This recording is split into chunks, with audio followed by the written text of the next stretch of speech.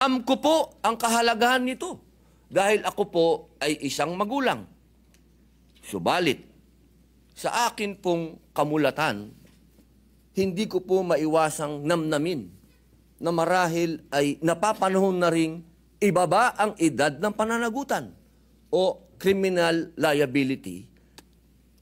Ako naman po ay kailanman ay hindi nagmamalinis tungkol sa aking mga nakaraan at pinagdaanan. Ang totoo po, ang mga karanasang din yan, ang aking pinaguhugutan sapagkat nasaksihan ko po lahat yan. Minsan na rin po akong naging in conflict with the law, dala ng pagiging mapusok mula pagkabata hanggang magbinata. Sa katunayan, noong ako po ay nasa bilangguan, ako po ay nangulila na magkaroon ng mga panukala na magbibigay proteksyon sa mga batang nakakulong. At bilang isang tanod po o miyembro ng lupo ng tagamapayapa sa loob ng kulungan, ako po ay barangay tanod sa Bilibid. Ako po ang isa sa inmates custodial aid. Yun po ang tawad sa amin. Nanguna po ako na magrekomenda sa Bilibid nung panahon na yan na magkaroon ng juvenile cell. Dahil nakikita ko po talaga na hindi nararapat na yung mga kabataan ay kasama ng mga matatandaan ng bilanggo. Alam niyo po ba ang nangyari? Ako po'y napagbigyan ng Bureau of Correction at kami po'y naglagay ng syelda para sa kanila na inaasahan ko po na yung syelda na yon ay magiging masaya dahil nandun lahat ang juvenile. Alam niyo po ba, sa aking karanasan sa Bilibid, ang aking nakitang at nasaksihan pinakakarumal-dumal na krimen ay ginawa ng juvenile. Dahil alam niyo po, sa Bilibid, pag nagkakasubukan dyan, ang mga lalaki, bihira po dyan ng traiduran. Talagang nagpapaandaran po yan, minsan sa plaza, minsan sa buyon, CR. Minsan, pag nagkatsempuhan sa selda. Pero ito pong nangyari sa juvenile, habang natutulog, habang tulog yung biktima, kumuha ng kahoy. Hindi nga yung 2x2, malang yung 4x4 yun. Ipinalo sa ulo nung kahoy niya. Alam nyo, rumisponde kami, dahil kami barangay tanod eh. Pagdating namin doon sa visiting hall, nakahiga na doon yung biktima. Lumalabas yung dugo sa tenga, sa ilong, banda sa mata pa. Kami pa ho, matagal po kasi, bago dumating ang ambulansya sa medium security compound, manggagaling pa ho yun sa maximum, mga 20 minuto po yun hanggang 30 minuto kung nagmamadali pa yung driver. Kung medyo kumakain yung driver o relax, mga 1 oras po yun. So bago po dumating, binuhat namin yung bata. Pagdating sa ambulansya, alam ko, patay na yung bata. So yun po, nagkaroon sa akin ng epekto yun. Tama ba yung ginawa ko na hiniwalay ko yung mga bata? Samantalang noon, sila ay kasama ng mga mayor na matatanda at sila ay nababantayan. Yan po yung mga sinasabi kong experience. Ngayon po, mga kasama, bagamat mahirap maunawaan, kailangan po nating tanggapin na mayroong mga kahit wala pa sa legal na edad, nilililaw ko po hindi ko po nila lahat, ay alam na po nila ang kanilang ginagawa ayon sa kanilang mismong kapasyahan. Dahil itong bata nakapagplano na. Naiplano na niya sa isip niya yung gagawin niya. Paano po natin iisipin na yun ay bata pa rin? Lalo na po ngayon, natalamak ang exposure ng mga kabataan sa social media at internet. Nabanggit ko na rin po noon ang ulat ng Council for the Welfare of the Children Base na rin sa datos ng UNICEF na sa 1 sa 3 minor de edad ay gumagamit ng internet.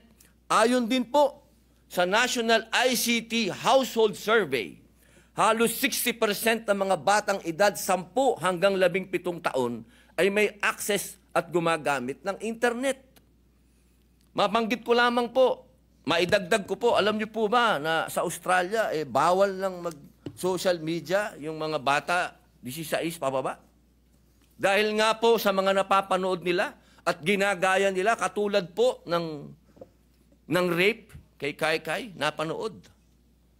Aminin man po natin o hindi, dala na rin ng pag-usap ng modernong panahon. Ang mga kabataan po natin ay mas maaga nang makatuklas at sumubok ng mga bagay-bagay.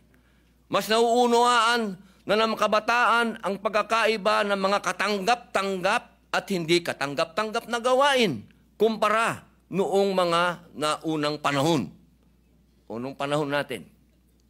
Sa ating kasalukuyang batas po, ang mga 15 anyos pababa ay exempted sa kriminal na pananagutan at sasailalim sa mga intervention program ng pamahalaan. Samantalang may edad na higit sa 15 taon gulang, ngunit hindi lalampas ng 18 taong gulang, ay hindi rin pananagutin. Maliban na lamang kung siya ay kumilos ng may sapat na pag-unawa o discernment. Batid ko din po na naglabas na ang ating kataas-taasang hukuman ng mga panuntunan sa pagdetermina kung ang child in conflict with the law ay umakto ng may discernment. Ayon po sa Supreme Court, ang discernment ay tumutukoy sa kakayahan ng isang bata sa oras ng pagkakasala na maunawaan ang pagkakaiba ng tama at mali. Kasama rin dito ang kakayahan ng minor de edad na malaman ang kahinatnan ng pagkakasala.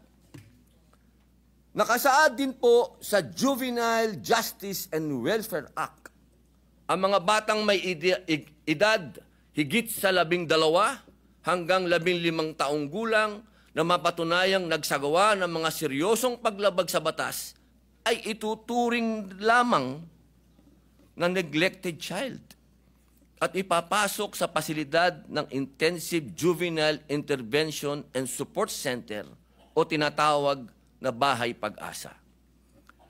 Ginoong Tagapangulo, saganang akin lamang po naman, baka po napapanahon na upang muli nating bisitahin ang mga umiiral na batas tungkol po sa kriminal na pananagutan ng mga kabataan.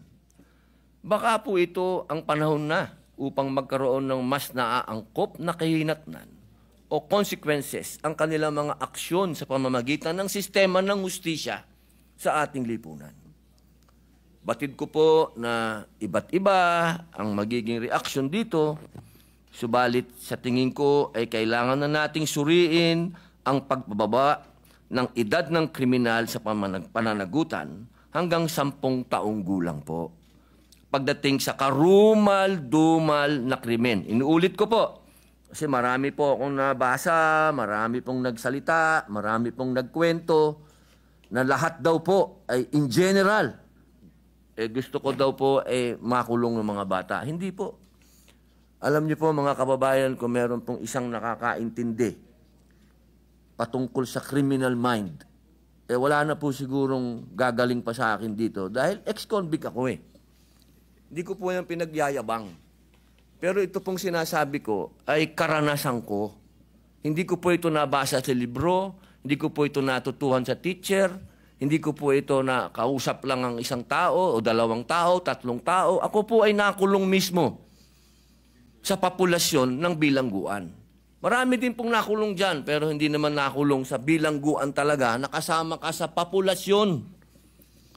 Ikaw mismo ang nandun, nakikita mo yung mga tao, 24 hours, 7 days a week, kasama mo ang mga bilanggo.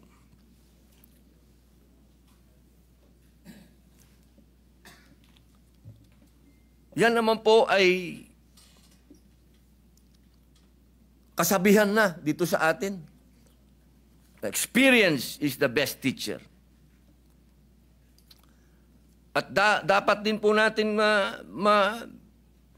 pakinggan yung sinasabi din po ng mga ibang eksperto at maaari pong maging sandigan din ng ating mga pag-aaral ang nagsasabing ang pagtabigong tugunan ang kriminal na pag-uugali sa mga bata ay maaaring magresulta sa mga paulit-ulit na pagkakasala at ang delikado pa ay ang pagnanais na gumawa ng mas matinding mga paglabag sa batas.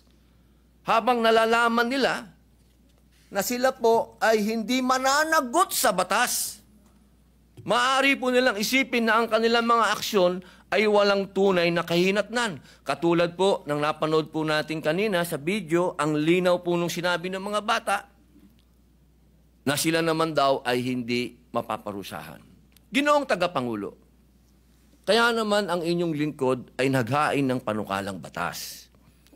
Hindi po para sagasaan ang mga ibang batas o sagasaan ang mga paniniwala ng ibang tao, kundi ito po ang katotohanan, ito po ang realidad na naglalayong ibaba sa 10 taong gulang ang edad ng kriminal na pananagutan para sa mga kabataang gumawa ng karumal-dumal na krimen. Inuulit ko po, ang Senate Bill number 372 na naglalayong ibaba 10 taong gulang ang edad ng kriminal na pananagutan para sa mga kabataang gumawa ng karumal-dumal na krimen o heinous crimes tulad ng parricide, murder, rape, kidnapping na may pagpatay o panggagahasa, robbery with homicide o rape, destructive arson, at mga mabibigat na kaso sa ilalim ng batas laban sa droga.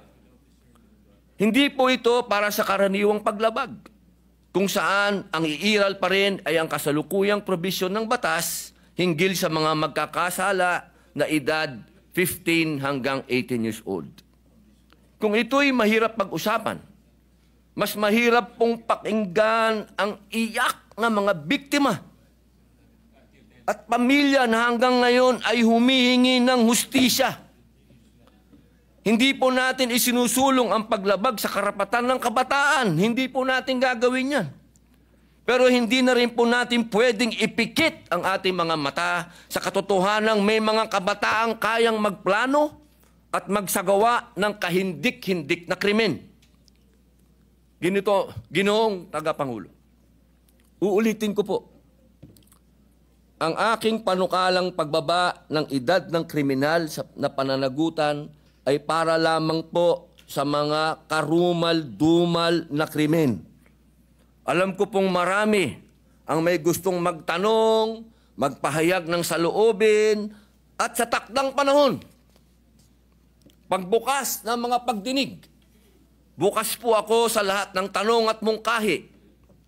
Sa ngayon, patuloy din pong nag-aaral at nangangalap ng datos ang aking tanggapan.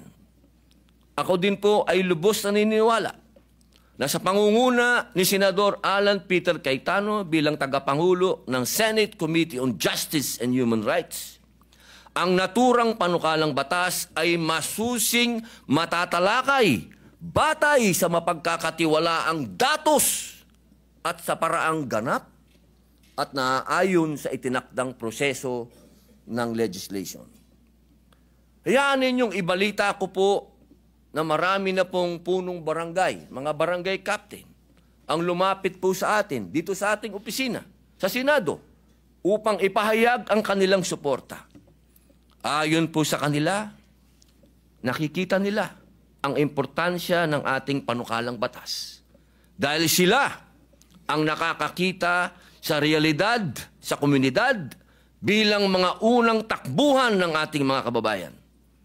Katunayan nga po, meron pong inihain na resolusyon sa Sangguniang Panglunsod ng Quezon City na sumusuporta sa aking panukala.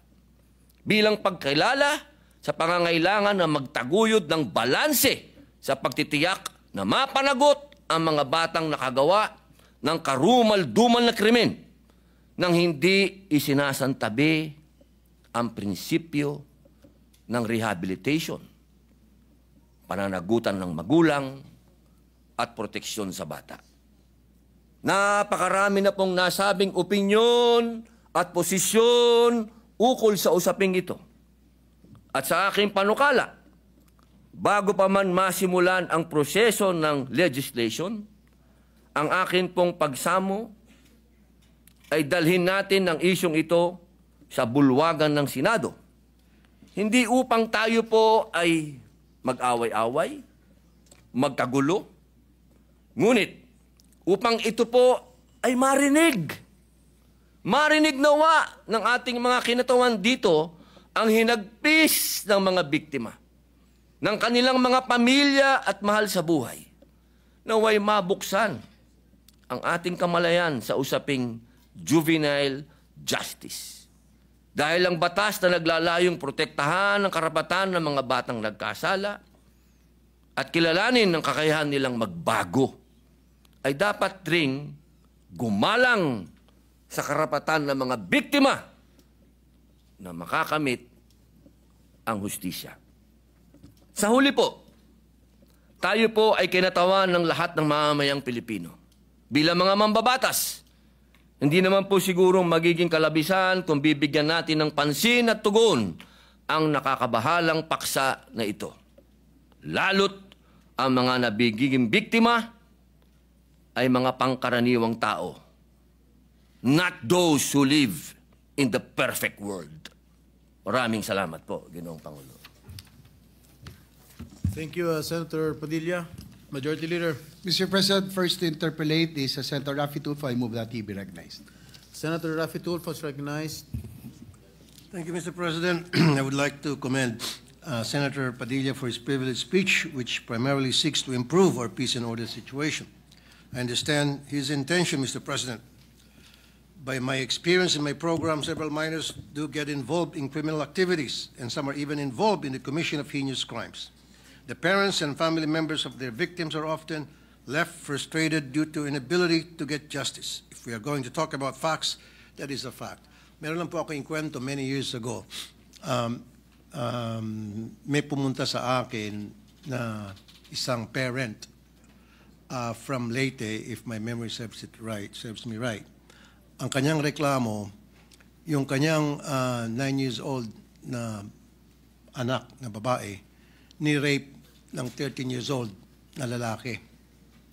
After na ma-rape itong 13 years old na lalaki, yung 9 years old na anak niya, kinasuhan, ay dinala sa korte. At anong ginawa ng korte? Dahil mayroong Juvenile Justice Act tayo, walang nagawa yung fiscal kundi pakawalan. And then, 2 weeks after, nang rape ulit. Again, pinakawalan. Tinawagan kong piskal. Pasensya na. Yun po yung batas. Kailangan pakawalan. Pangatlong beses, nang rape na naman. Na-high blood po ako dun. Nabalitaan ko. At hindi lang po yung unang insidente na nakarating sa akin na kung saan yung mga minor de edad naging recidivist pa ulit-ulit na lang gumagawa ng heinous crime. And meron din akong karanasan sa aking programa din na yung pulis pupuntahan yung bahay ng isang magulang dahil yung kanyang anak ay merong ginawang kasalanan. Ang sabi ng nanay agad, sandali lang, alam ko na yan. Pupunta siya sa kanyang cabinet, kukunin yung birth certificate ng kanyang anak dahil menor de edad. So sasangkalan yung edad para makalusot yung mga bata at makagawa ng krimen. Ang daming beses na po ng mga insidente na yung mga menor de edad ang lalakas ng loob, gumawa ng krimen dahil alam nila wala silang pananagutan at sasalbahin ng batas. And there were also cases na nilagay sila sa juvenile detention center ng DSWD. Pero nakakatakas, napapakawalan.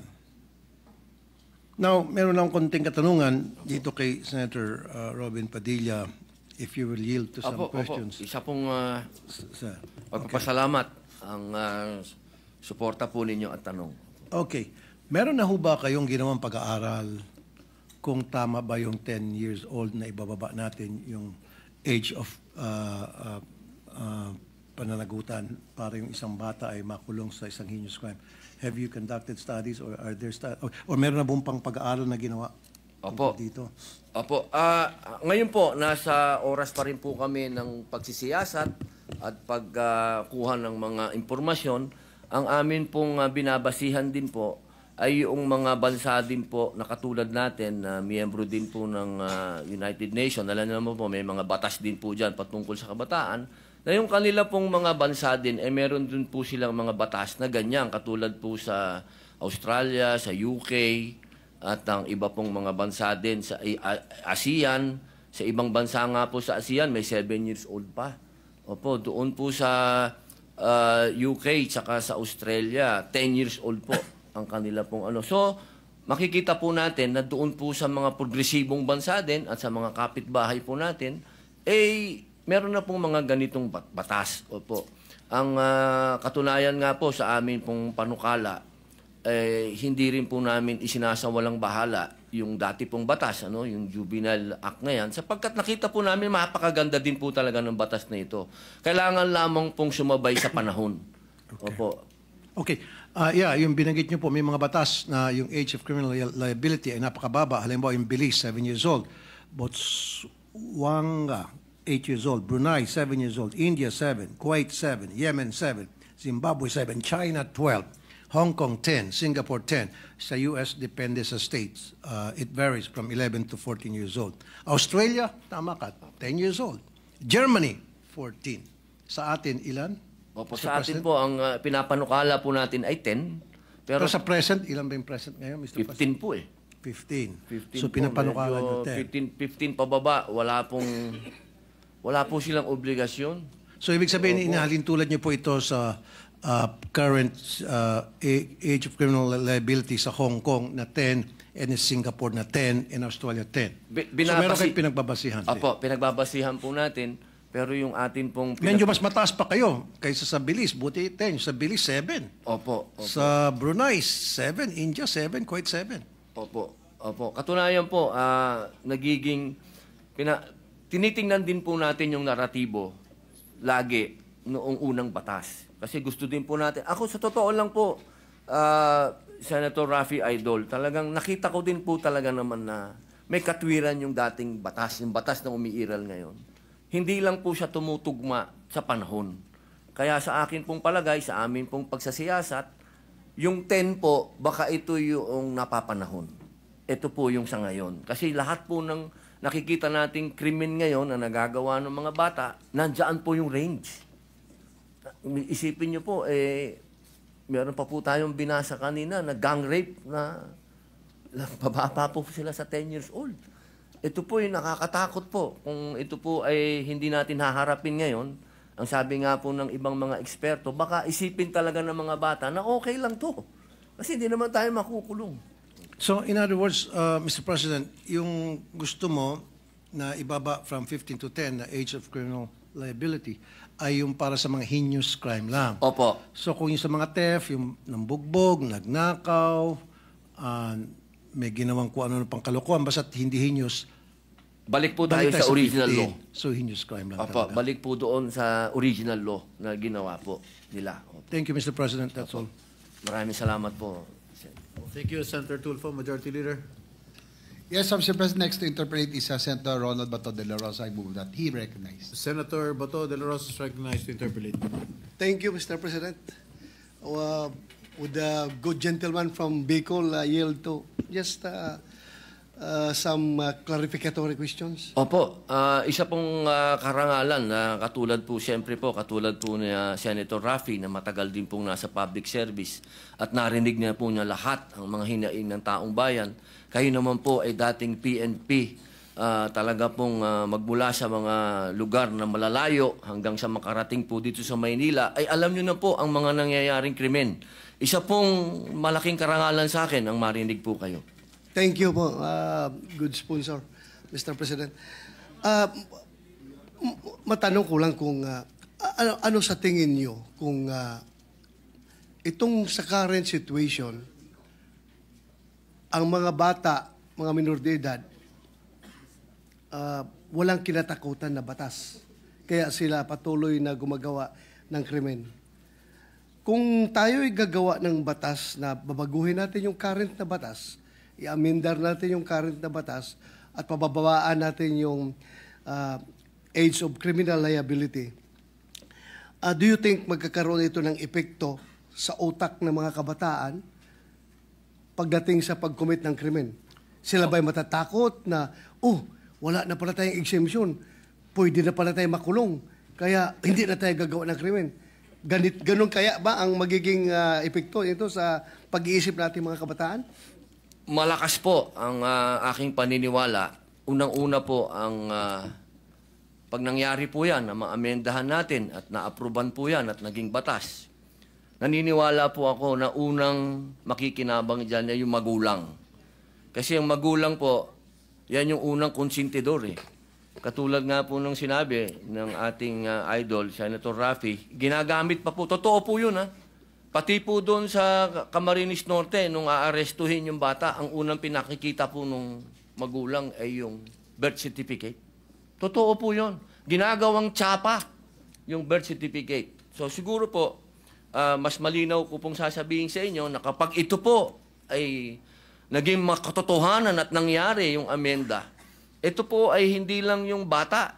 Una na, yung magulang, magkakaroon na po siya ng lesson, magkakaroon na po siyang maging mangunsinte. Pangalawa, yung alam niyo po, hindi ko na po ipagkakaila sa inyo. Nung minsan nagkaroon na rin tayo dito ng pagdinig, sinabi ko naman na alam natin ng underworld. At alam nyo rin po yan, General. Ang unang mga inaalagaan talaga ng mga sindikato, bata. Huwag na po natin yan i-deny. Kasi yan po ay makatotohanan.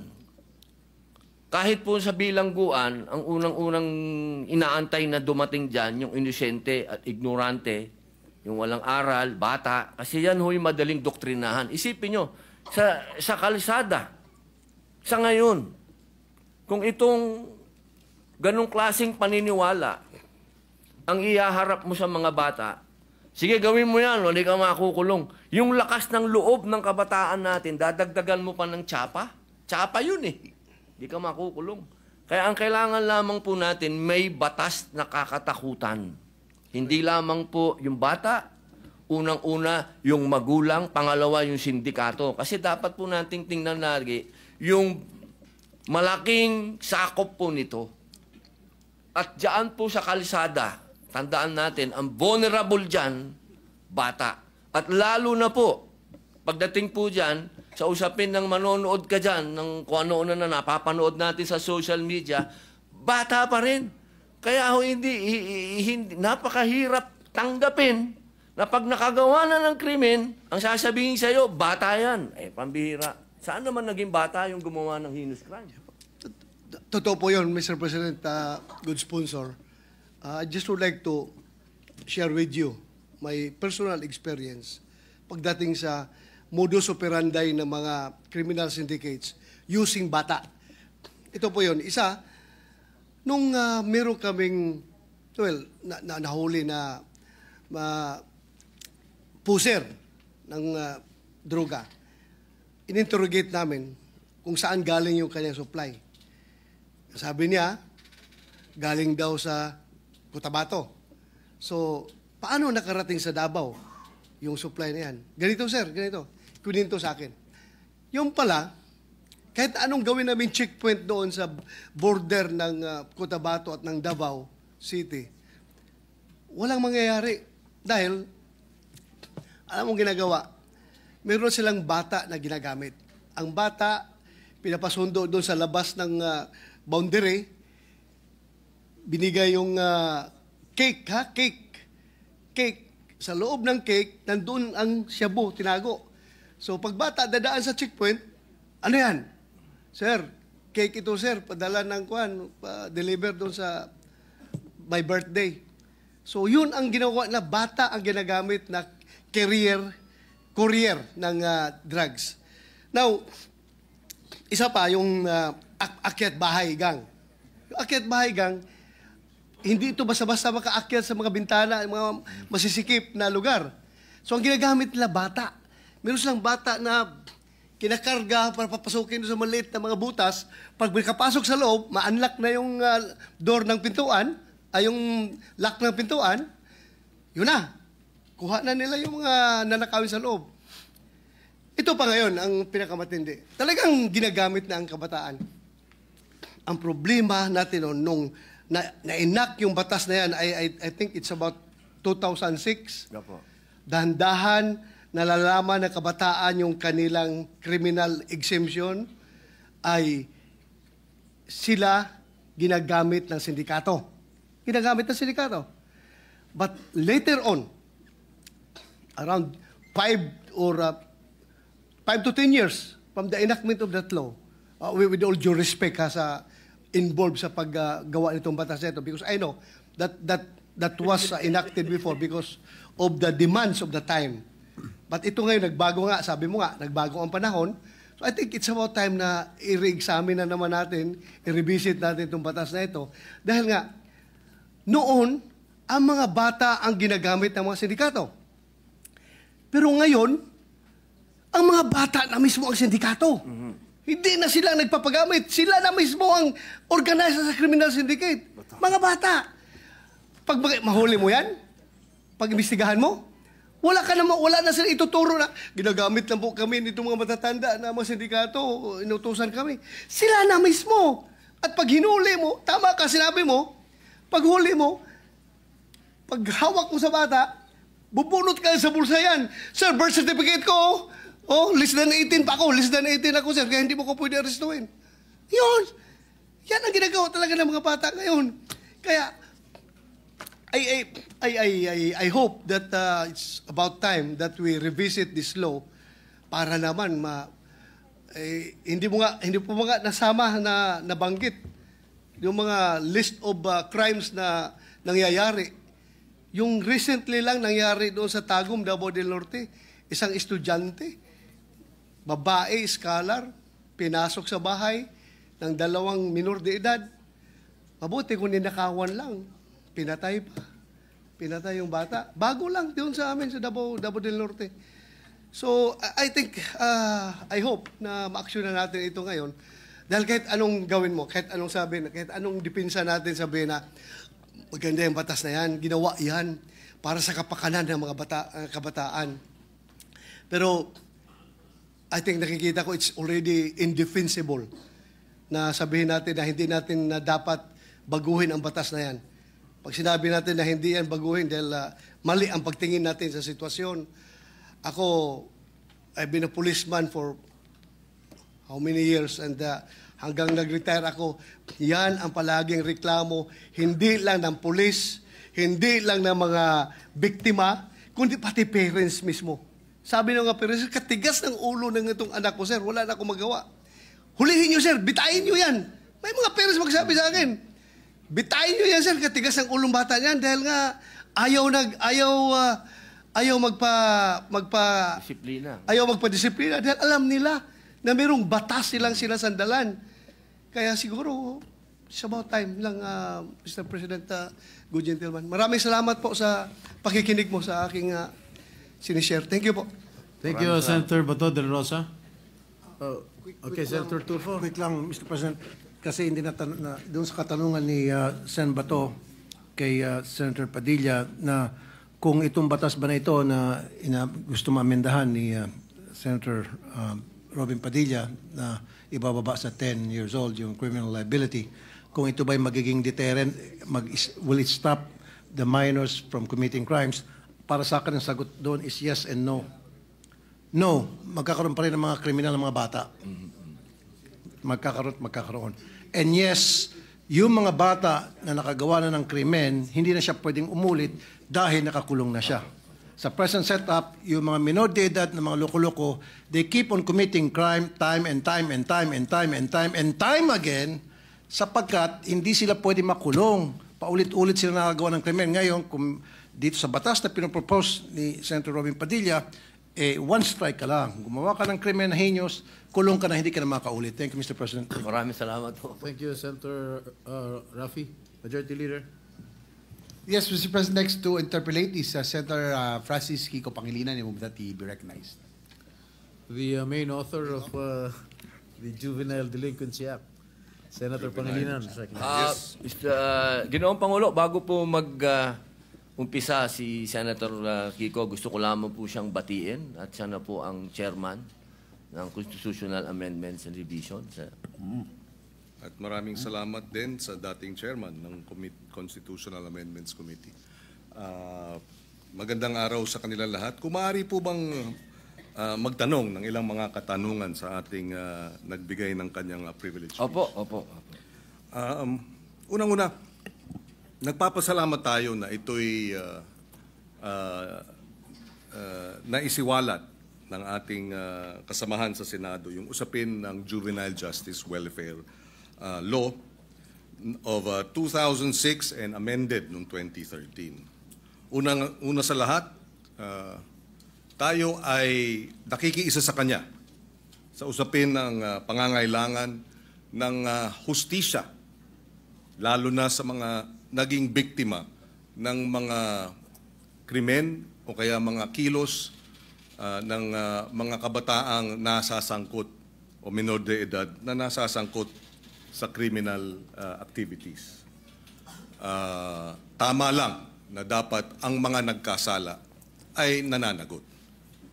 At marahil ay maraming kinakailangan ding liwanagin o linawin sa usapin nung ano nga ba ang tunay na mga probisyon o tunay na mga posibleng mga pag-implementa ng batas at ikumpara ito dun sa mga hindi tama o kaya disinformation. Unang-una sa lahat, hindi po tama at hindi ito naaayon sa batas na walang pananagutan ang kabataan na nagkakasala.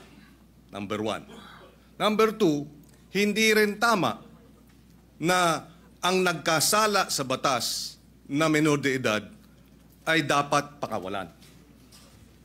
Number 3, hindi rin tama na kapag ikaw ay below 15 at up to 9 years old at ikaw ay nagkasala, ay dapat kang pakawalan.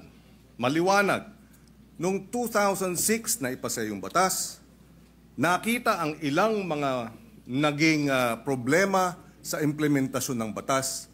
Kaya noong 2013, ito ay inamendahan under the chairmanship then of now Senate President Chis Escudero. He was the chairperson of the Senate Committee on Justice. Ngayon, siguro isang tanong, ang unang tanong,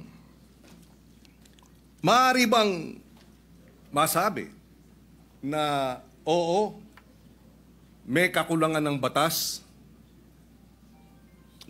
ngunit mas marami ang kakulangan sa implementasyon kaysa sa batas mismo?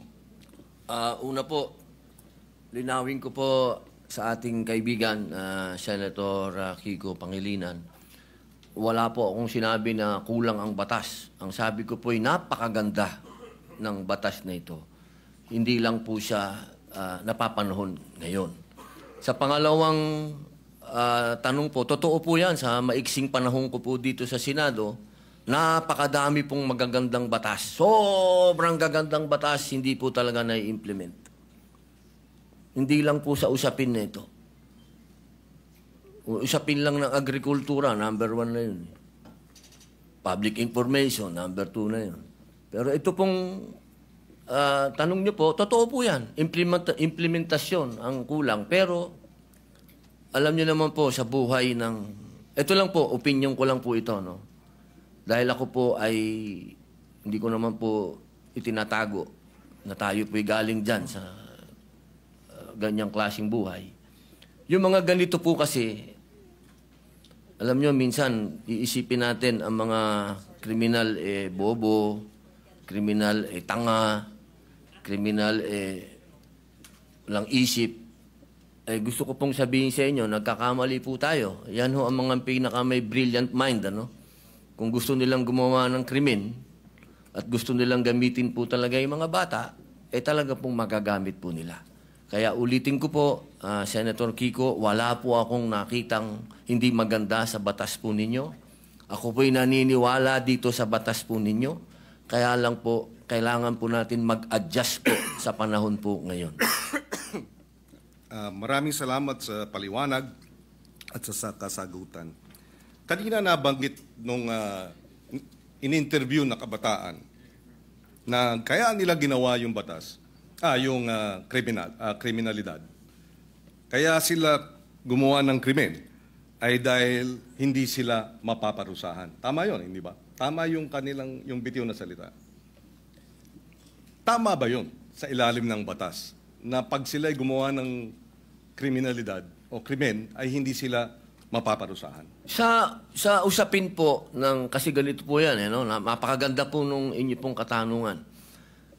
Ang bata kasi, kahit siya, lalahatin ko na po, kasi ganito yan pagka sinabi mong pananagutan, ang kaduktong po nun, dapat may parusa. Kasi kung pananagutan, oo, may pananagutan, sinabihan siya, ginawa mo yan, kaya ganito muna ang mangyayari sa'yo, dadaling ka muna dito sa Bahay Pag-asa, dadaan ka dito sa matinding intensive na masasabi nating psychological and moral and lahat na po, sabihin natin. Alam niyo po, Senator Kiko, sa 3 years and a half ko po sa Bilibid, hindi ko naman po nila lahat, pero wala na pong pinakamagagaling na artista kundi kriminal. Kapag kaharap niyo po yan, lahat ng drama, lahat na po, sabihin niyo po, lahat ng kalungkutan, lahat ng pinagdadaanan niya, sasabihin sa inyo. Pero pag talikod po ng nag-i-interview dyan, halimbawa ng empleyado yung sabihin gwardiya, o ng probation officer, pag talikod po nun, pagbalik nyo sa selda, bubuksan yung wallet niya, papakita sa iyo yung dyaryo, ito ang pinatay ko, pare. Ganyan po ang criminal mind. Hindi ko naman po inilalahat. Pero pagka sinabi po natin kasi ng pananagutan, dapat nagbabayad ka ng kasalanan, hindi lang binasa sa iyo.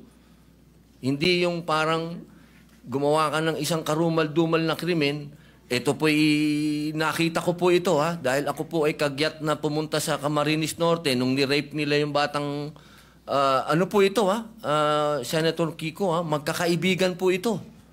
Yung babae ni-rape nila, binidyo nila, lahat, pinatay, lahat po, binidyo, hanggang naagnas yung bata, binidyo. Pagdating po, kasama po ako doon, nung dinala po doon sa Bahay Pag-asa, ang sabi nung bata, hahantingin ko kayo. Sabi doon sa mga, papatayin ko kayo. Sabi doon sa mga pulis.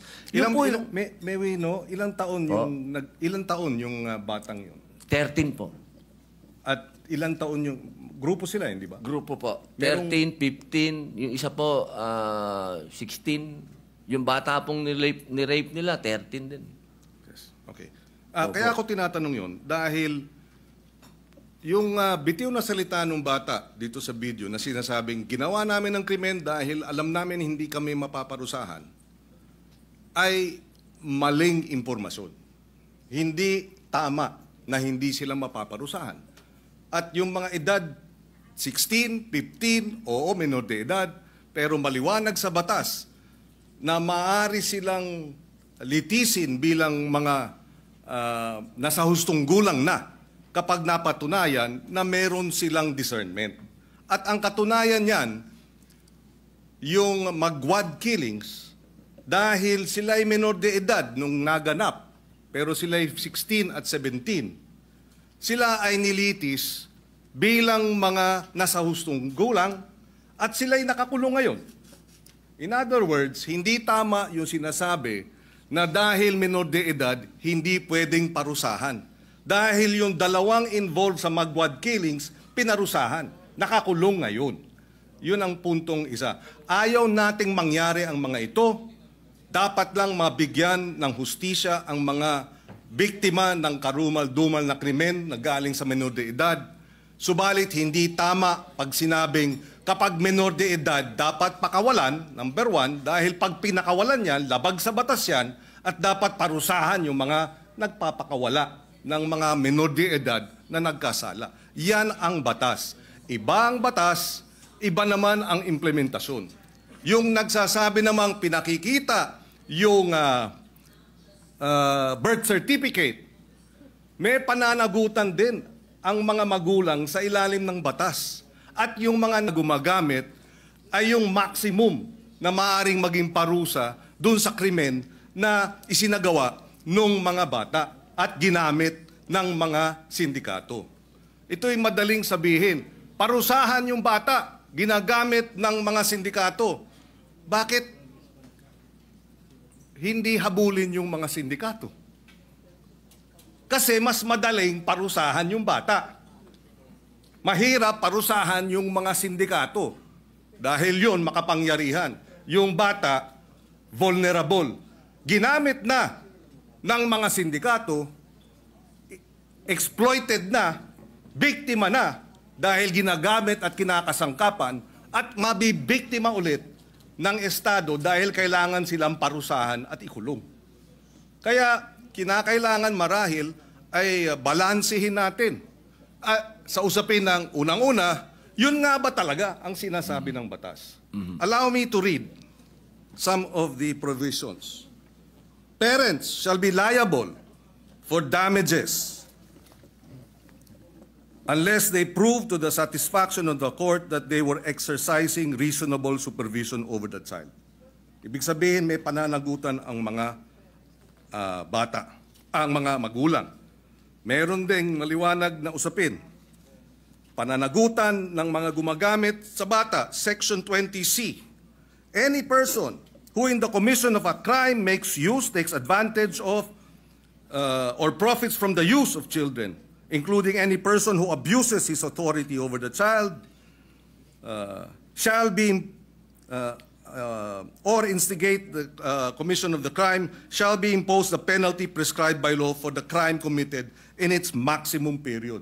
So kung ginamit sa droga, maximum sentensya sa usapin ng illegal na droga ang ipapataw dun sa mga magulang o sa mga adults, sa mga sindikato na gumagamit sa mga bata. Again, ihiwalay natin yung implementasyon ng batas.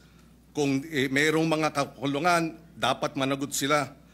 Pero iba naman ang batas mismo. Opo, katulad po ng sinabi ko kanina, wala po akong nakitang hindi maganda po sa batas po na ginawa po ninyo. Sa umpisa pa lang po ng aking talumpati, ay yan na po kagad. Sinabi ko po ay napakaganda. Yun lamang po sa usapin, doon lamang po sa edad. At yun po talaga ang aming intensyon na bumaba po ito. Dahil sa nakita naman po natin, talagang yung mga nakakagawa po ng krimen ngayon ay nasa ganung edad na po. Huwag niyo pong isipin na ang aking amenda ay para guluhin o sirain ang honor ng batas po na yan. Hindi po. Ako po ay isang ayon dyan. Yung lamang pong provision na yun. Kailangan lang naman po talaga nating pag-aralang mabuti dahil sa ngayon po talaga aming ginagalang at mahal na Senador Kiko Pangilinan, iba po kasi ang pinanggagalingan natin. Kayo po ay magaling na abogado. Kayo po ay nasa, medyo ironic lang kasi kayo ang nasa posisyon ng akusado. Ako naman ang nasa posisyon ng biktima. Pero iisa lang po yung ating mithiin, proteksyon na ng mga bata. Bata. Opo. Pero yung mga nakagawa po ng mga heinous crime, hindi ko po talaga matatanggap na tatawagin nating mga bata itong mga ito.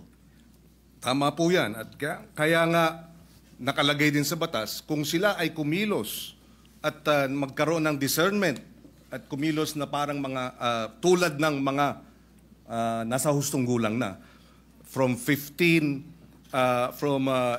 to 15, dapat ditisin bilang mga nasa hustong gulang na. At yung 15 and below naman, pagka serious offenses, pwede silang mandatory confinement for a period not less than 1 year. Ibig sabihin, sila ay involuntarily confined for a period of not less than 1 year. So hindi tama pag nagkasala ng rape, ng homicide, ang mga minor de edad na ang edad ay 15 and below, sinasabi ng batas, mandatory confinement of not less than 1 year. Pwedeng maging 2 years, pwedeng maging 3 years, depende sa magiging pasya ng hukom. Pero hindi tama na sabihin, pagka 15, 14, 13, 12, nag-rape, dapat pakawalan. Labag sa batas yun. Ngayon, nais ko rin ipaliwanag at ilagay sa records po natin, narito si Senator Sherwin Gatchalian. Nung siya ay mayor, full implementation ng Juvenile Justice Welfare Law ang kanyang inimplementa. At naalala ko na 70%, if I remember right, nung mga nabigyan ng pangalawang pagkakataon dahil nagkasala na diversion program ay nanumbalik sa normal na buhay at nagkaroon na ng maayos na pamumuhay. In other words, nais din natin malaman pagdating sa committee hearing, dito sa batas na ito, ilan ang mga nakinabang at nagkaroon ng pangalawang pagkakataon at nagbago ng buhay. Dahil yun naman ang kabila nung sinasabing benepisyo at kahalagahan ng batas na ito. Dahil kung wala ang batas na ito, lahat ng mga nagkasala diretso sa kulungan kahit 9 years old at isasama sa mga hardened criminals. Pero dahil sa batas na ito, hindi na hinahalo sa hardened criminals, sila ay inilagay sa isang diversion program. And Senator Win Gatchalian, in fact, I remember during the debates in his first term, was supportive of adding budgetary support for the full implementation of this law. Kaya we welcome this opportunity to debate this dahil dalawa ang punto rito. Merong mga biktima na dapat talagang tugunan at bigyan ng suporta dahil sila ay biktima ng mga nagkasalang minor de edad. In fact, on record, may pananagutan ang DSWD sa mga pamilya ng biktima.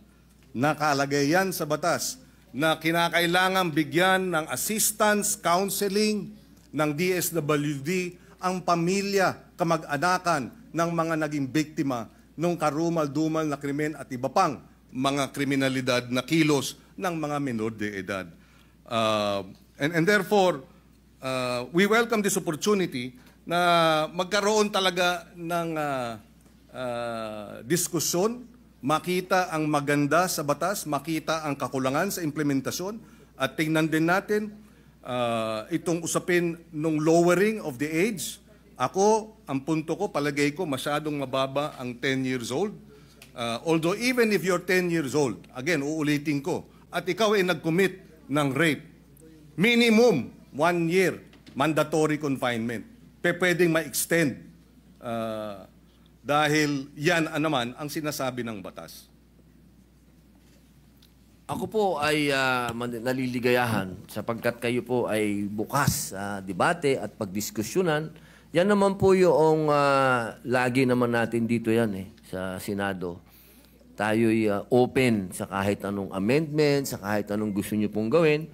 Ang kailangan lang po natin talaga, katulad po nung sinabi ng aking talumpati kanina, kailangan po itong marinig, kailangan itong pag-usapan, kailangan ang mga biktima ay marinig din sa komite. Kung ito po ay pag-uusapan na sa komite ni Senator Alan Peter Cayetano, mas maganda din po na marinig din sila.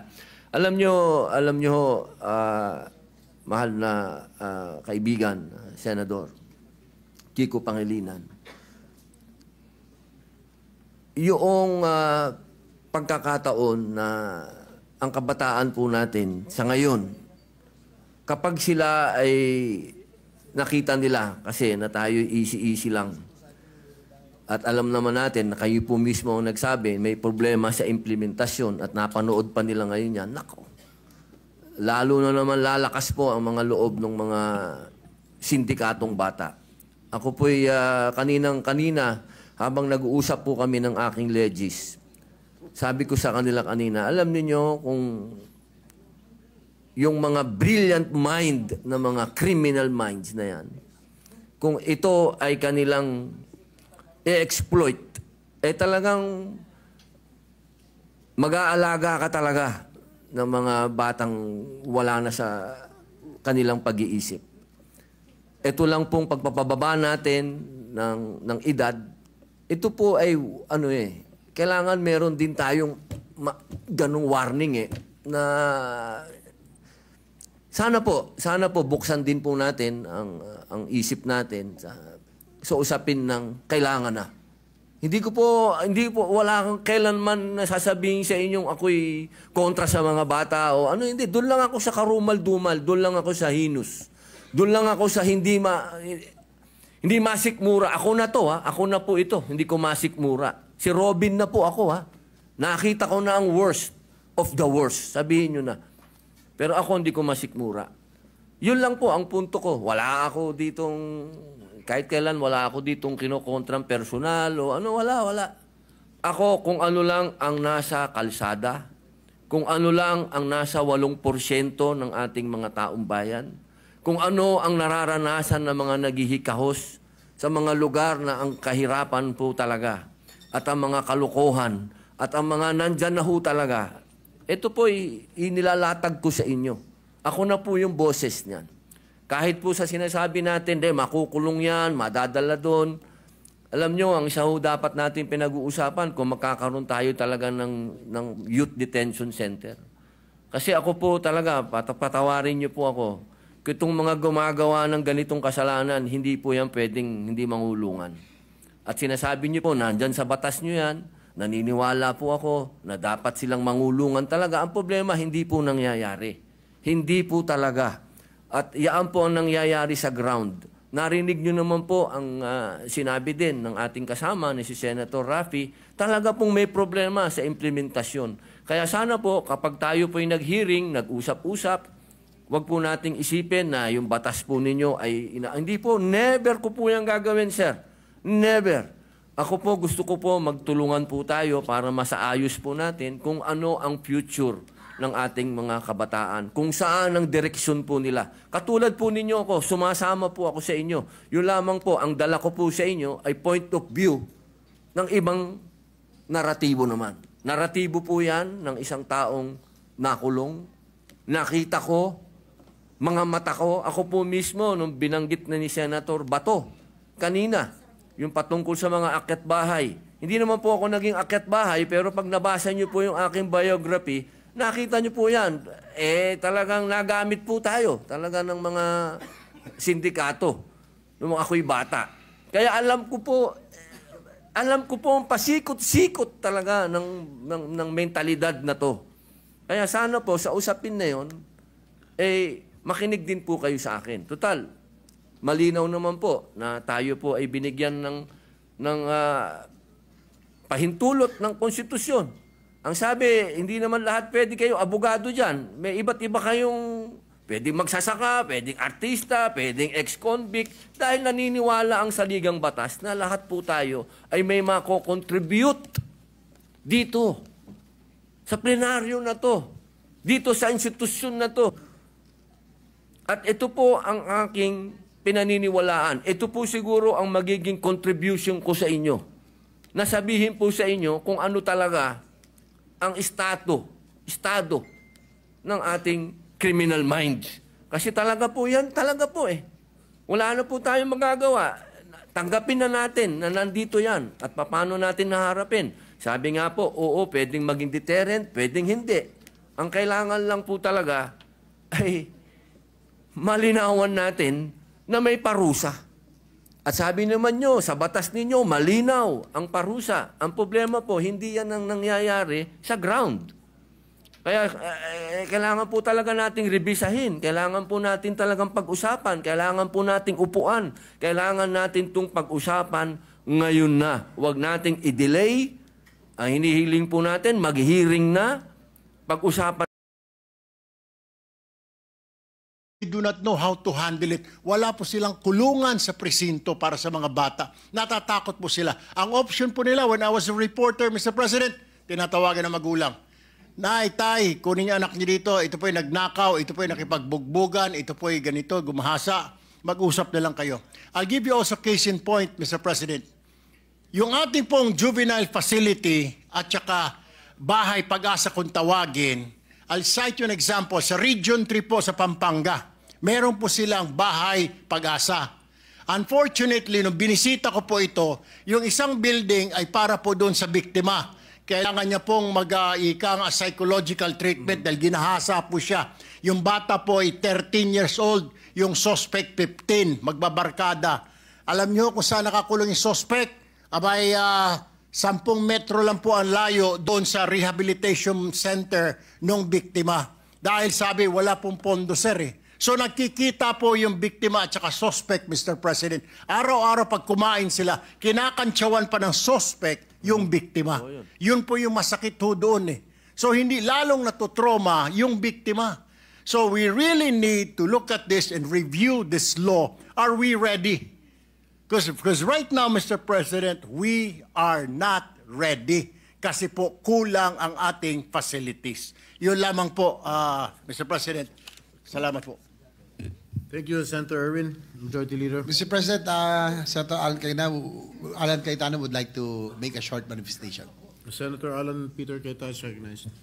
Sir President, may I also take the opportunity to ask the good gentleman some questions about his privilege speech. Apo, isa pong karangalan ang matanong ng ating guro. Well, Mr. President, unang-una, papasalamat ako una sa Diyos, pangalawa kay Senator Robin, pangatlo po sa ating mga colleagues for being very active on this issue. Kasi truly, one of the most important gifts of God is children. Diba? And bakit ba tayo nagtatrabaho dito sa Senate kung hindi para sa hindi lang sa present generation pero sa next generations, di ba? And unless this issue is properly addressed, and I think this is an issue that has been debated on since naging controversial nga ang the age, whether the proposal is iakyat o ibaba, whether yung pinag-uusapan nga is custody ng magulang, DSWD, or sa bahay, di ba? And I'd like to thank Senator Pangilinan for, elaborating and making it clear na iba yung batas, iba yung myth, iba yung implementation, iba yung palpak sa implementation. Kasi that's the first point I want to make, building on that, no? If you look at my record in terms of mga penalties, I've also learned from it since I first became a congressman in 1998, di ba? Kasi meron talagang karumal-dumal na krimen. So yung iba hindi naniniwala sa death penalty, yung iba naniniwala sa death penalty.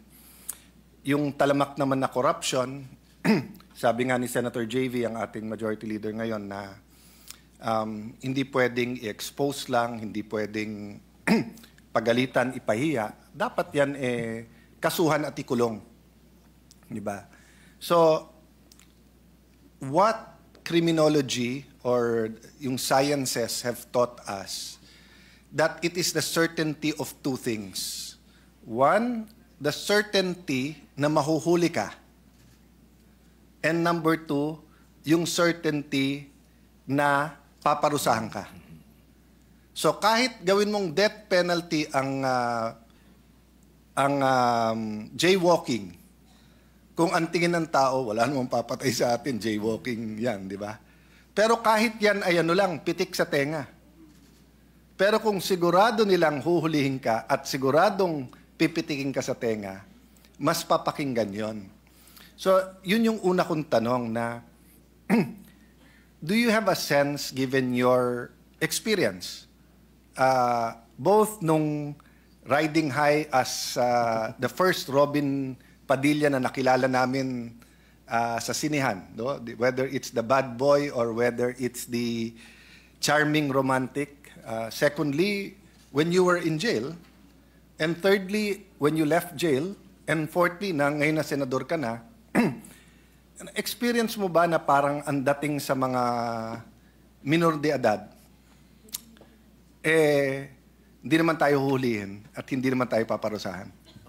Opo, maraming salamat po, Senator Alan. Alam niyo po, kanina nailahad ko po yan.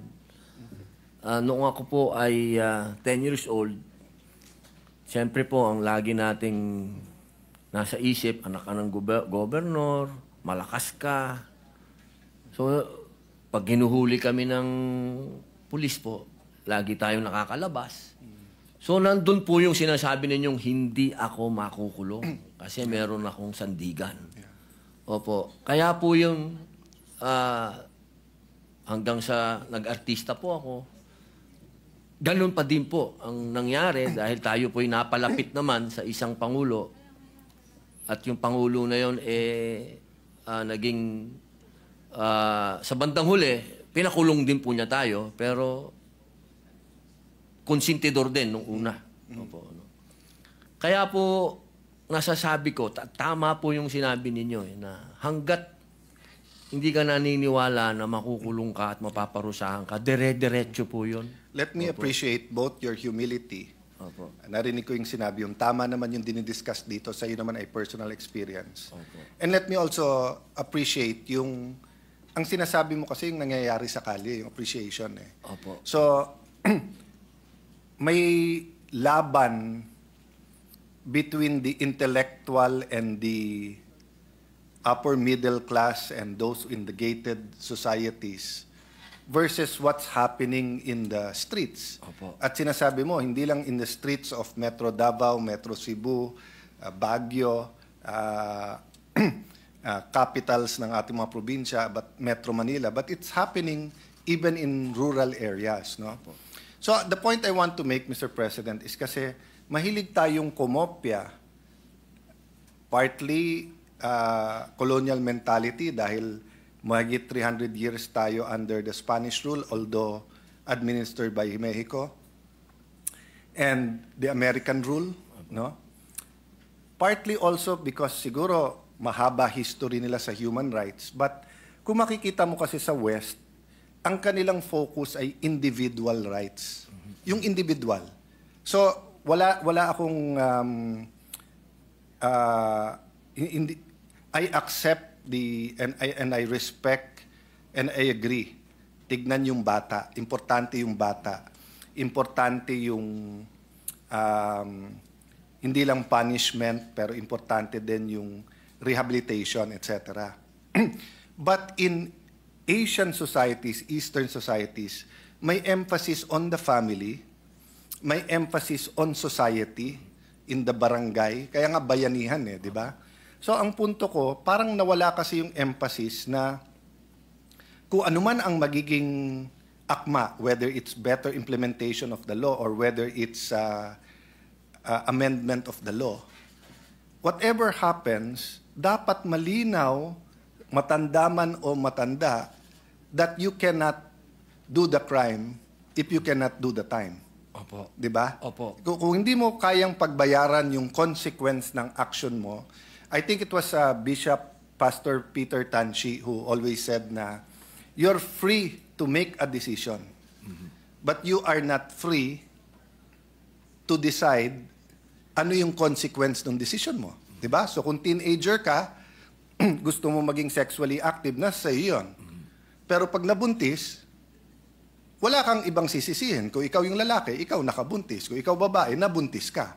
Kasi kayo nag-decide na mag-sex, assuming consensual yung sex. So, walang pwedeng magsabi sa yung wag, kahit magulang ngayon. Of course, your parents can say that, di ba? So, if any one of us here want to vape, that's up to you. Pero kung magka-lung disease ka, that's not up to you. Di ba? Kasi part ng science yan eh. Di ba na bawat desisyon mo, kung mandaya ka sa exam, nasa sayo yan. Pero pag nahuli ka, expelled ka, ano bang ine-expect mo? So ang point ko, Senator, Brother Robin, di ba? There are many issues included here. Halimbawa, corporal punishment. On one hand, there is a lot of science showing na let's step away from corporal punishment. On the other hand, hindi ko lang alam sa Quran, sa Bible, di ba, yung do not spare the rod. Di ba? So, dun sa show namin ng ate ko, kasama ni Boy Abunda, na naging topic yon na kasi meron isang magulang, bata kasi siya naging magulang, kino-complain siya ng ate niya kasi ina-abuse yung mga anak niya. Yung sobrang palo, etc. Pero ang pagkasabi naman nung ate niya, parang matanda na sila, ginaganon pa. So parang sabi ni Ate Pia, so nung bata pa, okay na i-abuse. So, nung tinatanong ni Kuya Boy Abunda, so tama ba any kind of palo masama? Sabi ko, iba yung masama sa bawal. So, there are certain people who believe any corporal punishment sa bata bawal. There are certain people who believe pwede. But sa batas, malinaw ang bawal yung abuse. So, for example, kung halimbawa sinumbong nung sa kantin, nagnakaw doon, bawal bang paluin ang kamay? Pero obviously, Senator, di ba? Halimbawa, sinuntok sa tadyang o sinipa sa pinasa. Obviously, abuse yun eh. So, where do you draw the line? No? But ang point is that in a more disciplined generation, two of the secrets, of course, is that walang droga. Kasi nung nagkaroon ng shabu, umiba talaga eh. Iba nung cocaine, morphine, heroin, and marijuana eh. At iba talaga nung nagkaroon ng shabu kasi shabu does certain things to your brain. Halimbawa, hallucinations and mental. It's scientifically proven, di ba? Yung, for example, sa marijuana or sa ibang drugs, hindi mo babarilin yung sarili mong magulang tapos sasabihin mo kasi nakita mo demonyo. Kaya hindi ka mangre-rape ng 5 years old, tapos sasabihin mo, akala mo kasi 18. Hindi mo pa rin dapat i-rape kung 18 anyos. But yung as you said, heinous, karumal-dumal, di ba? But the point I want to make is that as we look at all of this, because I'd like to commit to you today that we will prioritize this, and of course to our colleagues, what is important is that when we come up with a consensus, malinaw sa magulang at saka sa bata that government rewards doing good and punishes doing bad. Di ba, as you said, di ba na, I mean, medyo kumakain ako nung nakikinig ako sa iyo sa loob na nung kunikwento mo. Kasi isang ministry ko sa jail eh. So, try ko na every birthday ko, nandyan ako sa Camp Bagong Diwa. 3 yung jail dyan eh. Metro Manila Integrated Jail, Taguig City Jail, tsaka yung yung mga high security, di ba? And over time, nagkaroon kami ng mga programa dyan, computer programs, etc. No? So, nung sinasabi mo na parang pag punong-puno, pag sa CR, siyempre, pag nandun naman ako, gusto kong maayos, di ba? Malagyan ng TV, programa, etc. So, dun talaga naglalaban yung theory at saka yung actual sa nangyayari. Kasi kung susundin mo rin sa Western, which kita ko naman yung punto, hindi lang punishment yan, rehabilitation din, at kailangan din yung dignity ng life. So, ano naman yung dignity na ang selda pang 10, 30 kayo nandun? Di ba? Lalo nung COVID. Di ba? Lalo nung COVID na lahat tayo gumagawa ng paraan wag magkasakit. Tapos sa mga kulungan, marami talagang nadali kasi walang protocols, walang PPE, tapos punong-puno. No? But the point I wanted to make is that in every law we make, we have to input our culture. Anong kultura ng pamilyang Pilipino? Diba? Anong kultura ng Malilenyo? Anong kultura ng taga Bicol? At sa kultura na yan, since we are acting as a family and as a society, how do we make sure na, kasi sasabi natin may discernment ba o hindi? Okay, ibalik natin doon. Kung klarong-klaro sa kanila sa kahit anong edad na eto masama, etong mabuti, then hindi ka papasok sa discernment kasi itanong mo lang sa bata at nangyari ito sa Palawan. nung araw, especially during the time of Mayor Hagedorn, di ba? Magtapon ka ng upos ng sigarilyo, bata ang pupulot. Ibabalik dun sa turista at sasabihin, sir, hindi kami nagkakalat dito sa... So nakaka-discern siya na mali magtapon at mali magkalat, di ba? Sapagkat society as a whole sees that. Pero I was watching over Sunday si Pastor Paulo Punsalan, sinasabi nga niya na pag may nagtapon ng cup ng McDonald's, Jollibee, parang gusto niyang katukin at huwag ka magtapon, di ba? So syempre, kung ikaw 10, 11-year-old at yung tatay mo bubuksan yung bintana, magtatapon dun sa kalye, ang tingin mo tama yun. Di ba? Pero kung napapanood mo sa social media, napapanood mo sa TV, napapanood mo sa bahay, mali is mali, alam mo na rin kung anong mali. Ang problema sa YouTube, nahuli ko mga pamangkin ko one time, eto Western mostly. May mga YouTube channel, walang ginawa kung hindi ipakita paano mangalas ka sa school. Paano alas ka yung teacher. Yung spirit lang ng medyo rebelde, cool ka, etc. Yung iba nakakatuwa, pero yung iba over the line na. So, in that case, it doesn't matter if you're 14, 15, 16, 17. Nako-confuse talaga eh. Kasi we used to live in a society na at least 80-90%, klaro kung anong tama, klaro kung anong mali. Pero ngayon, you live in a society where yung mali, sinasabing tama, yung tama, sinasabing mali. A good example now is abortion. Very, very clear sa ating konstitusyon na bawal yan. Di ba? But pakonti-konti lumilitaw na openly. Pati Commission on Human Rights, isipin mo. Nahuli natin na gusto i-decriminalize. Pag dinicriminalize mo ang abortion, ano yun? Pwede na. Bakit pa tayo may konstitusyon na nakalagay doon na bawal ang abortion? Di ba?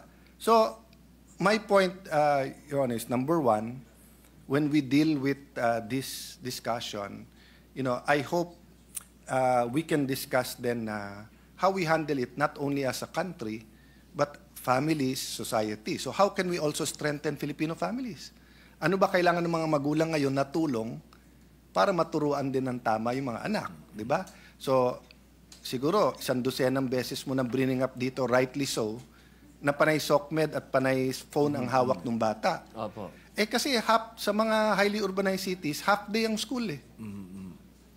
Di ba? So, mas entertaining na nga yung cellphone, mas masarap na may ka-text ka, mas masarap na nga manood ng YouTube, kaso nasa school.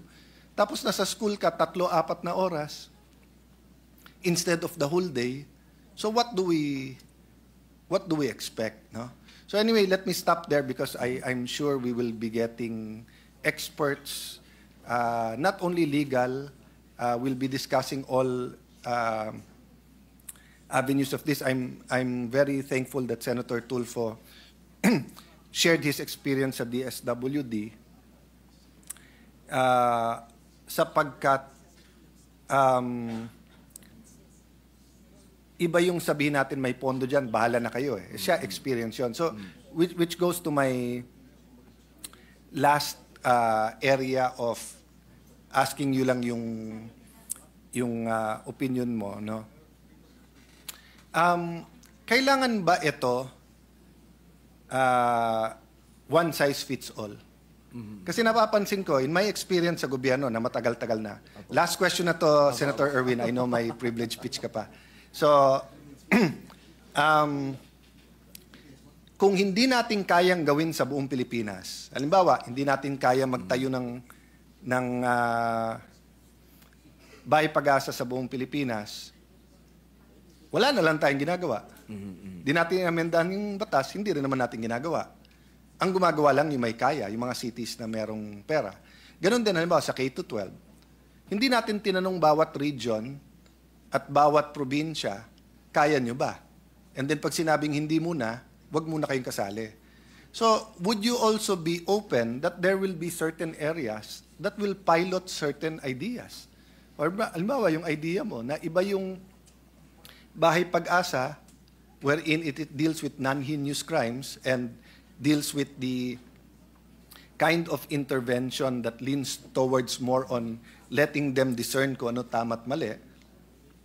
but we deal with the heinous crimes in making sure that we're not redeveloping their criminal minds and just telling them na since we cannot put you in jail for lifetime sentence, don't worry, 2 or 3 years, or when you have good behavior, nasa labas ka na, at habang nandun sila, walang pagbabago sa puso, walang pagbabago sa isipan. No? So sa iyo bang palagay, even when we discuss it, before defending the law, we can actually whether partner with DSWD or partner with some cities na mas may pondo to already try out these different kinds of intervention.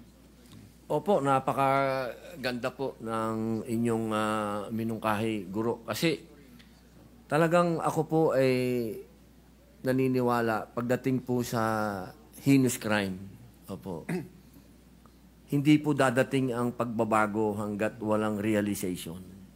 Kailangan nandun muna po kahit bata, matanda, sa akin pong experience po ito. Hindi dadating ang pagbabago sa iyo hanggat hindi ka nagsisisi. At napakahirap po yan ma-achieve ng isang batang gumawa ng heinous crime sa Bahay Pag-asa.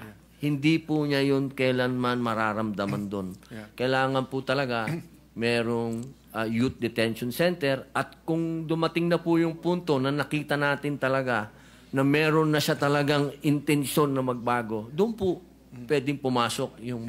Let me appreciate that answer. Opo. And again, emphasize. No? Opo. So, halimbawa, may barkada, gumawa ng karumal-dumal, 5 sila. Ang attention natin, nasa 5 lang yun na where may discernment ba, hindi, paano magbabago. Wala tayong attention sa dating sa lahat ng ibang nanonood. Opo, totoo. Diba? Kasi yung matanda, pag alam niyang mali na yun, outrage tayo. Opo. Na kahit makalusot yun, galit tayo. Pero sa kapwa nilang bata, binabantayan eh. Opo, totoo. Kung bukas nakauwi yan, Opo. o kaya pag uwi nila galing sa Bahay Pag-asa ng 1 year, 2 years, sabihin nila, bakasyon pa yon. Ayun po eh. Opo. Bakit? Diba? So let me just put that on record and commit to you, Senator Pangilinan, and the rest that, we'll put it on the agenda. Inaayos lang natin yung top 5 priorities ng committee. But definitely po, we will prepare for a hearing on that issue. Thank you, Mr. President, Mr. Majority Leader. Thank you, Senator Alan. Mr. President, gusto ko lamang po magpasalamat kay Senator Alan sapagkat commitment po niya sa atin na kanya po itong didingding kagad. Maraming salamat po, Senator Alan. Senator Robin, ilang taon kayo nakulong? Po? Ilang taon kayo nakulong? 3 taon at kalahati po. Opo. Kasi napapansin ko yung nakukulong na yung senador. Majority Leader.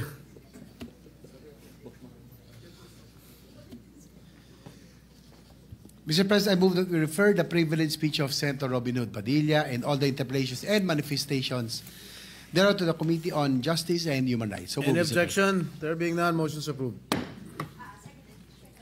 Wala na? Means suspension, Mr. President. I move that we proceed to the second reference of business.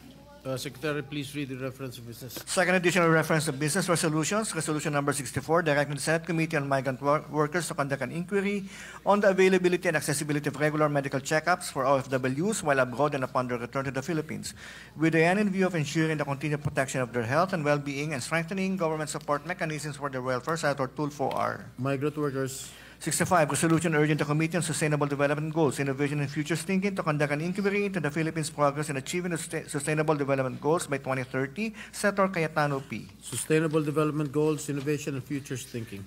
66, urging the appropriate Senate Committee to conduct an inquiry into the alleged medical negligence and systematic failures at East Avenue Medical Center with an end in view of strengthening accountability in public hospital systems and upholding people's right to health, Senator Ontiveros. Health and Demography. 67, calling for the Committee on Women, Children, Family Relations, and Gender Equality to conduct an investigation into the use of artificial intelligence technology to proliferate deepfake pornography, largely targeting women and children, Senator Ontiveros. Women, Children, Family Relations and Gender Equality in Public Information Mass Media. 68, commending and congratulating the Buglas Philippines football team for winning the silver medal at the Kanga Cup International Junior Soccer Tournament held from 14 to 18 July 2025 in Canberra, Australia, Senator Tulfo E.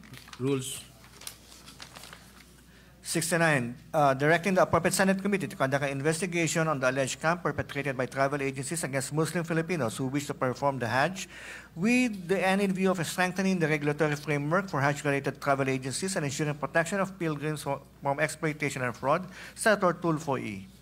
Cultural Communities and Muslim Affairs. 70, directing the appropriate Senate committee to conduct an inquiry on the illegal construction of structures on the waterways of Palawan with the end in view of strengthening existing relevant environmental laws and enforcement mechanisms and recommending the filing of appropriate actions against persons responsible for the illegal construction of structures. Senator Tulfo E. Environment, Natural Resources, Climate Change. 71, directing the appropriate Senate committee to conduct an inquiry into the operations of Dinapigue Mining Corporation in the province of Isabela with particular emphasis on its impact on the Sierra Madre mountain range with the end in view of proposing policy measures to strengthen the protection and conservation of the Sierra Madre from further deforestation and environmental degradation. Senator Tulfo E. Environment, Natural Resources, Climate Change. 72, commending and congratulating the Philippine Youth Chess Team for their impressive performance at the 9th Eastern Asia Youth Chess Championships in Guangdong, China. Senator Go. Rules. 73, commending and congratulating Carlo Biado for his victory in the 2025 World Pool Championship held in Saudi Arabia. Senator Go. Rules. 74, commending and congratulating the Philippine Women's National Ice Hockey Team for clinching their first ever gold medal at the 2025 International Ice Hockey Federation Women's Asia Cup held in the UAE. Senator Go. Rules. Majority Leader. Mr. President, some admin matters. Mr. President, with the consent of the body and upon the instruction of the chairperson of the Committee on Agriculture, Food and Agrarian Reform, I move to elect Senator Camille A. Villar, Vice Sen. Mark A. Villar, as member to the Senate Committee. So move, Mr. President. Any objection? Hearing none, the motion is approved. Mr. President, pursuant to Section 18 of the Rules of the Senate and upon the instruction of the chairperson of the Committee on Agriculture, Food and Agrarian Reform, I manifest the designation of Senator Camille Villar as additional Vice Chairperson of the said committee. An objection? Hearing none, manifestations noted. Mr. President, upon the instruction of the Chairperson of the Committee on Finance, I manifest the designation of the following members of the Vice Chairperson of the said committee: Senators Jinggoy Ercito Estrada, Bam Aquino, Pia S. Cayetano, Ronald Bato de la Rosa, J.B. Ercito, Christopher Lawrence Bongo, Lauren Legarda, Aimee R. Marcos, Francisco Kiko Pangilinan, and Camille A. Villar. So Is there an objection? Hearing none, manifestations noted. Mr. President, pursuant to Rule 10, Section 13 of our rules, I move to elect the following senators as members of the Committee on Health and Demography. Vice Chairpersons, Senator Pia Cayetano, yours truly, Senator J.V. Ercito, Rafi Tulfo, Senator Erwin Tulfo, Senator Camille Villar. As members, Senator Ronald Bato de la Rosa, Senator Robin Hood Padilla, Senator Francis Pangilinan, and for the minority, Senator Risa Ontiveros and Senator Lauren Legarda. So move, Mr. President. As Deputy Majority Leader, Any objection? There being none, the aforementioned senators are hereby elected. Mr. President, pursuant to Rule 10, Section 13 of our rules, I move to elect the following senators as members of the Committee on Sports. Vice Chairperson, Senator Alan Peter Cayetano. Members, Senator Ronald Bato de la Rosa, Senator Robin Hood Padilla, Senator Pia Cayetano, Senator Mark Villar, Senator Lito Lapid, and for the minority, Senator Lauren Legarda.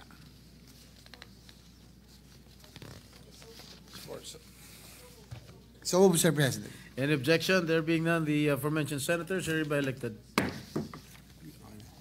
Mr. President, I move that we dispense with the reading of the Journal of the 8th session, Tuesday, August 12, 2025, and consider the same as approved.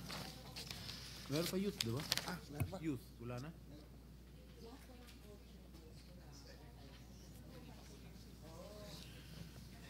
Mr. President, I withdraw that. There's one more.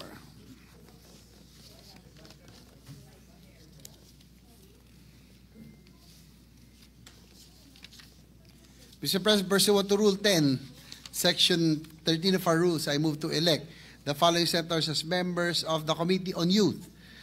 Vice Chairperson, Senator Aimee Marcos. Members, Senator Rafi Tulfo, Senator Mark Villar, Senator Bam Aquino, and for the minority, Senator Lauren Legarda. There an objection? There being none, the aforementioned senators are hereby elected to the Committee on Youth. Mr. President, I move that we dispense with the reading of the Journal of the 8th session, Tuesday, August 12, 2025, and consider the same as approved. Is there an objection? There being none, the motion is approved. Mr. President, I move that we adjourn the session until 3 o'clock in the afternoon of Monday, August 18, 2025. Is there an objection? Ay mo ng yun, tita. There being none, session is adjourned until 3 o'clock in the afternoon of Monday, August 18, 2025.